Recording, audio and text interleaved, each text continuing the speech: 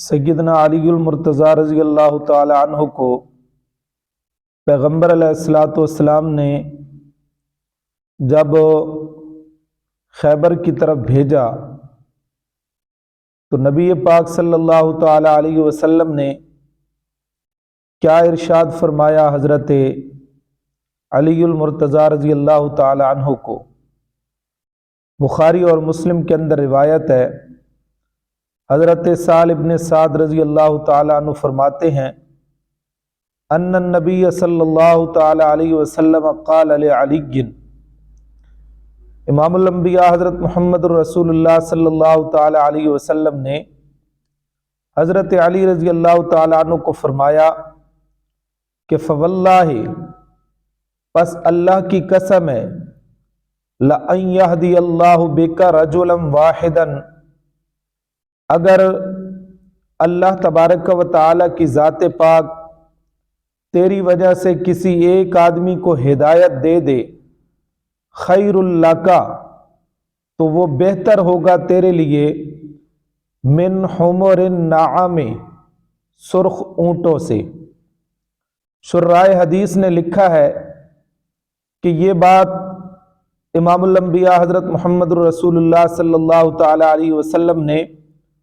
اس وقت فرمائی حضرت علی کو جب خیبر کی طرف روانہ کر رہے تھے کہ سب سے پہلے ان کو جا کر اسلام کی دعوت دینا، اگر ان میں سے کوئی ایک آدمی بھی مسلمان ہو جائے تو یہ تیرے لیے سرخ اونٹ سے بہتر ہوگا، کیونکہ عرب کے اندر یہ سرخ اونٹ جو تھے جس آدمی کے پاس ہوتے تھے وہ دنیاوی اعتبار سے بہت خوش نصیب آدمی ہوتا تھا، تو اس لیے امام الانبیاء صلی اللہ تعالی علیہ وسلم نے یہ ارشاد فرمایا کہ قیامت والے دن سب سے خوش نصیب انسان وہ ہوگا جس کے پاس زیادہ نیکیاں ہوں گی۔ تو اس لیے حضور اکرم صلی اللہ تعالی علیہ وسلم نے فرمایا کہ اے علی، ان کے ساتھ جنگ کرنے سے پہلے دعوت اسلام دینا، اگر ان میں سے ایک آدمی بھی مسلمان ہو گیا تو وہ تیرے لیے سرخ اونٹوں سے بہتر ہوگا۔ تو یہ کتنی بڑی دولت ہے کہ اللہ تبارک و تعالی اگر کسی آدمی کو ذریعہ بنا دے کسی کی ہدایت کے لیے۔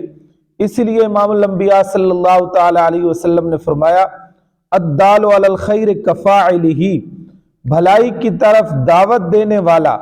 بھلائی کی طرف رہنمائی کرنے والا، اس کو اللہ تبارک و تعالی اسی طرح ثواب عطا کرتے ہیں کہ جس طرح وہ نیکی کرنے والا ہوتا ہے۔ تو اللہ تعالی ہمیں خیر کا داعی بنا دے، اپنی توحید کا سچا داعی بنا دے، اور امام الانبیاء صلی اللہ تعالی علیہ وسلم کی سنت کے مطابق عمل کرنے والا بھی بنا دے، اور نبی پاک صلی اللہ تعالی علیہ وسلم کی سنت کا ہمیں داعی